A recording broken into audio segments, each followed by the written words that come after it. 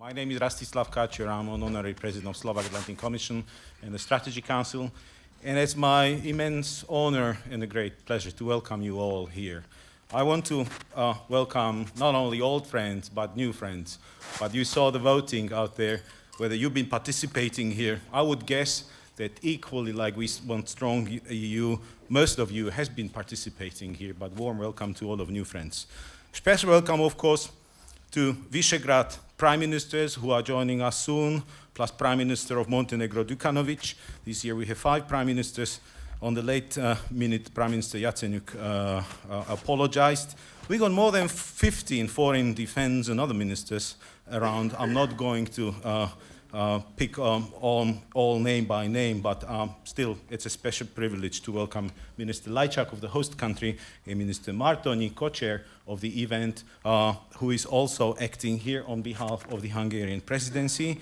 And let me tell you that they set a presidency bar very, very high. Congratulations, Minister Martonyi, on your presidency, and I think this will be a challenge for Slovakia to take over in July, and thank you very much for your support to Globsec. Let me also welcome formally Secretary General of NATO, who is coming in a few minutes' time, Secretary Chirtov, Secretary Ray, General Allen, George Friedman, many people who are extremely important. Let me stress that what I find one of the most important things is that we managed to move Globsec to a substantial regional platform on exchange on security, defense, foreign policy, economic issues, and all other agenda which is related to strategic affairs. And this year is special. This year is special in many ways. Not only this is 9th Globsec, we tend to look at, this is 49, so the last 4th digit. This is the last single digit, which looks good, you know, and I hope we will be able to swing to 10 next year with a success. But we got 10 years of NATO for Slovakia and 7 new members, and a lot of new members of EU of 10 years, 15 years of NATO for Poland, Czech Republic, and Hungary. But most of all, 25 years of freedom for all of us here in Central and Eastern Europe, where we celebrate the Iron Curtain and the Berlin Wall falling down. But we thought that these 25 years of freedom is just a smooth way, and this will be forever. Here at Globsec, we've been always telling freedom, democracy, security, it's never granted. You have to work this out, always. This is a process. We have to care. Some of us who were telling that we are not secure, there are challenges, we're called paranoics. Well, we come to the year where all of those paranoia and all of those paranoics may seem not that paranoid at all. And Globsec could not be more topical at the time when we see Ukraine in a crisis and Europe, I think, overall challenged in security like for a long time we haven't been. We have also 100 years of World War I, which is a strong reminder that Europe can go wild and has been wild many times. Doesn't mean that we cannot go wild again, and we should do everything to prevent that. The last thing I want to tell you, Globsec, of course, it's partnership. It's friends, it's participants, but also those who make it happen. And I want to thank cordially on behalf of all organizers, to all who supported this. First of all, Slovak Foreign Ministry and Hungarian Foreign Ministry, Visegrad Presidency, Visegrad Fund, who is doing a tremendous job. I think it's becoming a great tool for all of us in Visegrad, a strategic tool of Visegrad cooperation. And of course, I cannot but thank also NATO for their continuous support to Globsec. We could not do it also without our corporate partners. I'm delighted, as always, and every year to mention BAE System, who's been with us since the beginning. Saab, Raytheon joining on the top of the partnership, and BMW becoming, I think, inseparable part of image of Globsec and very dear and valued partner. But in addition, let me mention Pearson Polish Institute, MOL Group, Microsoft, BHP Properties, Meets systems, but also VRM, a Slovak company, which is particularly dear to me because it's a great success story of a smart company, very successful out of a small country. Dear participants, welcome again. And now let me put the spot on Minister Lajčák as the host minister, and then I'll kindly ask Minister Martin to say a couple of welcoming words. Thank you for your attention.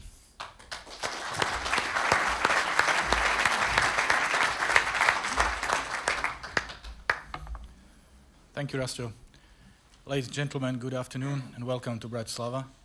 It's an honor for me to open Globsec this year, and I would like to extend our warm welcome to all of you.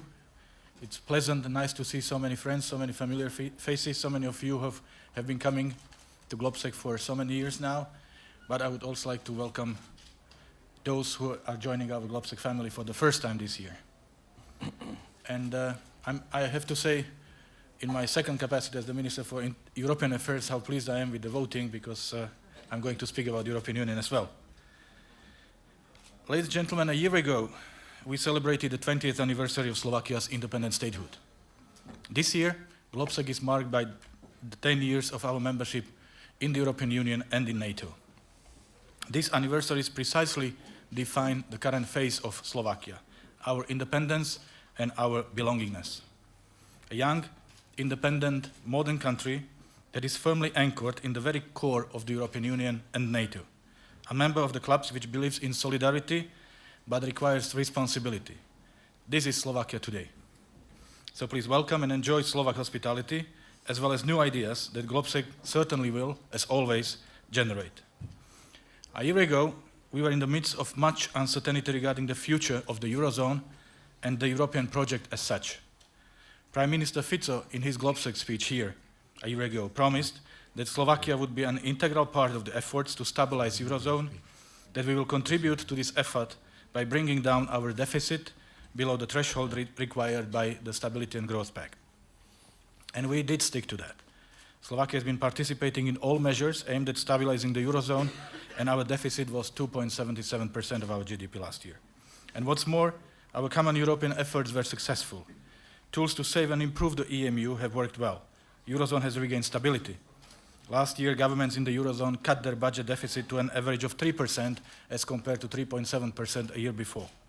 Financial markets calmed down. No one questions the survival of euro anymore. And it's on the highest level. Some even think it's too high. And both the EU and the Eurozone emerged from recession last year. Of course, the 10th anniversary of our EU and NATO membership gives us an opportunity to look further back than just 1 year. These days we are recalling not only our successful transformation story, but also the contribution of both NATO and the European Union to consolidation of post-war Europe and the benefits this has brought to our citizens, to their security, freedoms, prosperity. Of course, the enlargement processes did not automatically resolve all the problems in Europe, and we are aware of existing challenges. As far as the European Union is concerned, we need to keep the club of 28 and possibly more in the future operational and responsive, not only to global trends, but also to internal developments and to growing multitude of interests of our member states and our citizens. Keeping citizens' interests on our radar screen is essential, yet becoming more and more difficult. The larger the European Union is, the more democratic legitimacy it needs. We need to improve EU legislation so that it works in favor of EU competitiveness, rather than as an ammunition for Eurosceptics or anti-EU populists. And last but not least, promoting unity versus multi-speed Europe become a crucial rudder of successful integration. In general, the European Union faces two types of challenges. First are the ones which come as a result of integration itself. I would call them integration challenges, such as the completion of economic and monetary union, democratic deficit, or the EU single voice in the world affairs. And second are the ones that are derived from structural problems in individual member states, such as unemployment, marginalization of Roma community, or the currently topical issue of energy security. I would call these structural challenges. Let me give you two examples.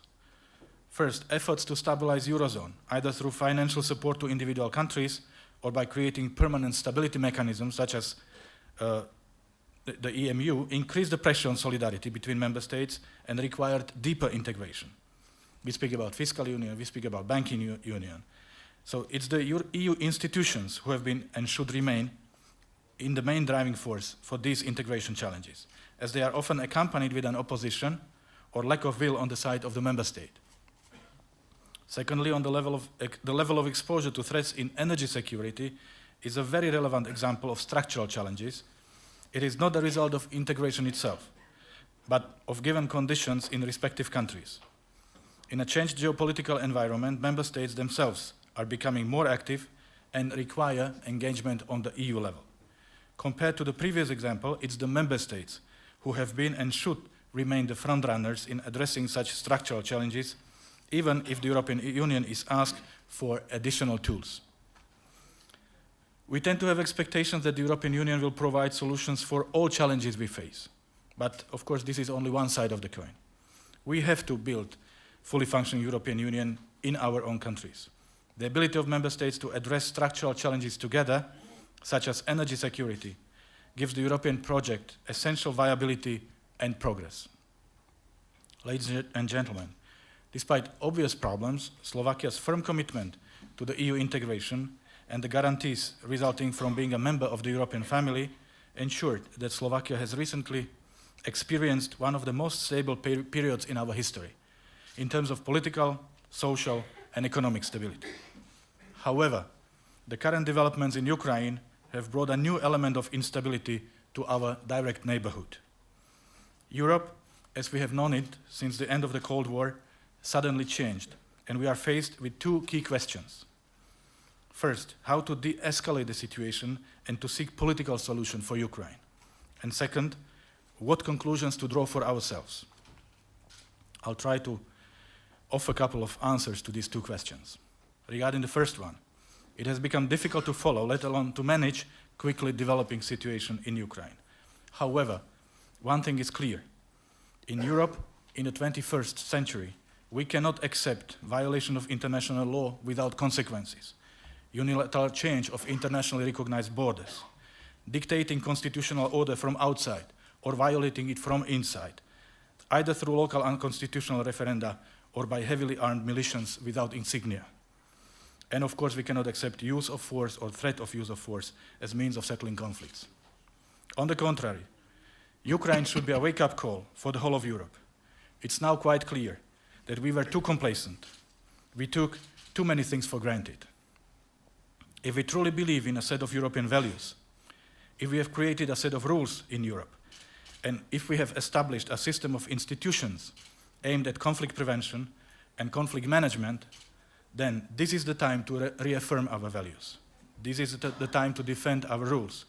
And this is the time to utilize our institutions, such as the OSCE Special Monitoring Mission, to help de-escalate tensions, Venice Commission, to help with the constitution and legislative reforms, High Commissioner for National Minorities, to help settling minority disputes, High Representative for the Freedom of Media, to help ensuring independent information flows and counter-propaganda, and ODIHR to help with electoral process and building democratic institutions in Ukraine. Of course, the very basic precondition is that our common institutions will have full support of all the member states. Otherwise, the international system we have created after the Second World War and developed further after the Cold War will lose its meaning. Besides all these efforts, the Geneva Accord was a good attempt to move things forward, a good first step. Unfortunately, this accord apparently has not reached the green man in the eastern and southern Ukraine. However, if we want to find a political solution, we must give diplomacy a chance. We need genuine political talks to continue, both inside Ukraine and outside, on the international level. Here I want to express our support for the initiative and the four-point plan of the OSCE chairman in office. As President Burkhalter told us on Monday at the FAC in Brussels, it's not perfect, but it might work. Let's do all we can so it works, and that we are able to start an incremental political process. Slovakia has been helping Ukraine, even before the crisis, by organizing strategic dialogue with our Ukrainian partners. With our colleagues with Visegrad 4, we were among the first to visit Ukraine, not only Kiev, but also Donetsk immediately after the formation of the new government. We were helping Ukrainians to recover in the aftermath of Maidan, both through material assistance and medical treatment. We've been providing development assistance, sharing our expertise with Ukrainians, and of course being integral part of all the efforts of the international community. And last but not least, 2 weeks ago, we successfully concluded the negotiations on reverse gas flow that will allow Ukraine to significantly boost its energy security. Today, Ukraine needs a clear political roadmap with free and fair presidential elections on the 25th of May as the first step. Immense reforms encompassing its constitutional order, judiciary, economic, social, and political system, as well as its security sector. Full support of the international community and of the European institutions as mentioned above. And most of all, Ukraine needs a genuine nationwide dialogue. Regarding the second question about what conclusions to draw for ourselves, I want to stress that the Ukrainian crisis has also wider implications. We have to rethink our own policies. Firstly, the European Union must give serious consideration to its common security and defense policy. The discussions at the December summit came in the right time and needs to be followed up. Secondly, another area that has naturally came into focus of our attention is energy security. Central Europe had a wake-up call already in 2009, and we've made significant progress in interconnecting our energy infrastructures. And this has proven to be a very good investment in the light of current circumstances. Now, it is time to complete all ongoing projects and to evaluate what more shall we do to further improve our energy security. And thirdly, in the European Union, we need to seriously rethink our Eastern policies. In particular, we have to answer 2 questions: what to do with Russia and what to do with the Eastern Partnership.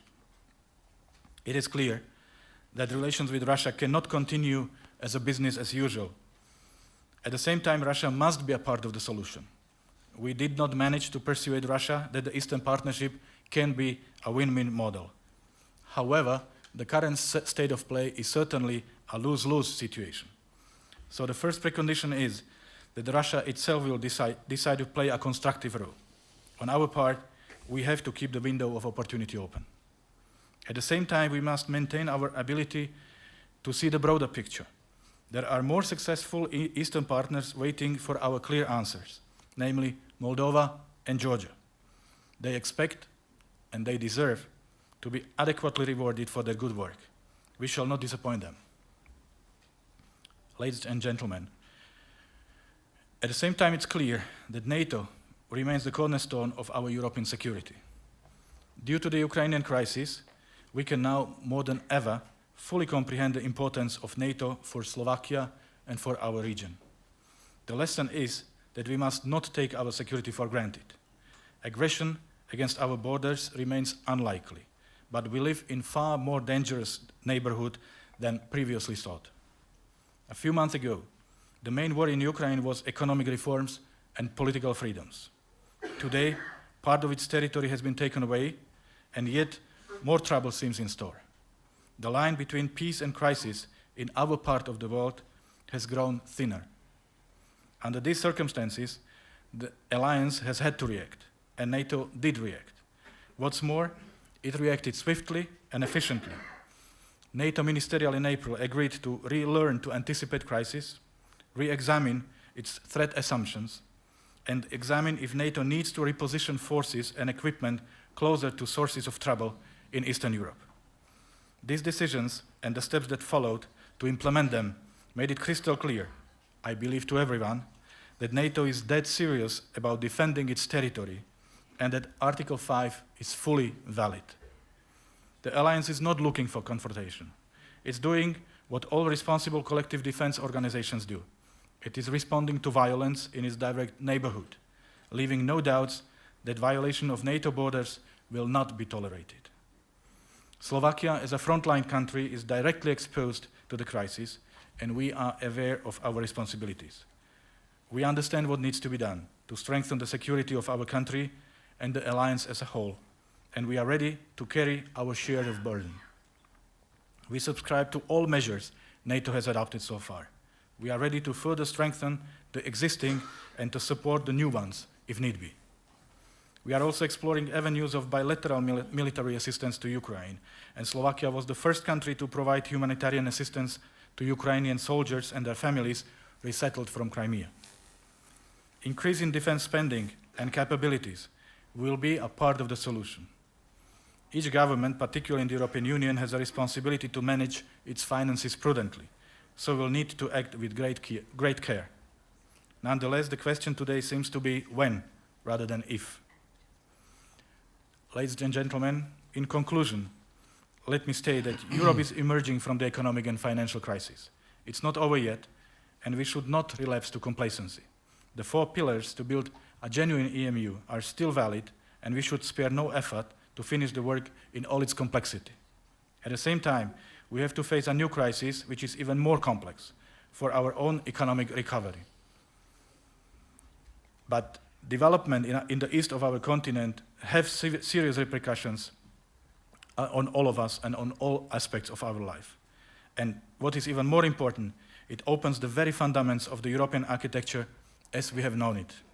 Good news is that both European Union and NATO managed to maintain their unity under different circumstances, as well as their ability to respond to the developments in timely manner. At the same time, the Ukrainian crisis should not consume all our attention. There are other challenges. There is the Balkans that needs a lot of work, and also on our side. In particular, the situation in Bosnia and Herzegovina must get our close consideration as soon as possible. There are other serious issues where cooperation of the international community is absolutely crucial, namely Iran, Afghanistan, Syria, and I haven't mentioned Central African Republic, South Sudan, and many other conflict spots. However, Europe will first have to settle these issues in its own backyard. That's I'm convinced about. So I want to thank you for your attention. Let me wish Globsec 2014 a success, and I'm looking forward to our meetings, either in bilateral format or in the different formats of this conference. I wish Globsec success. Thank you very much.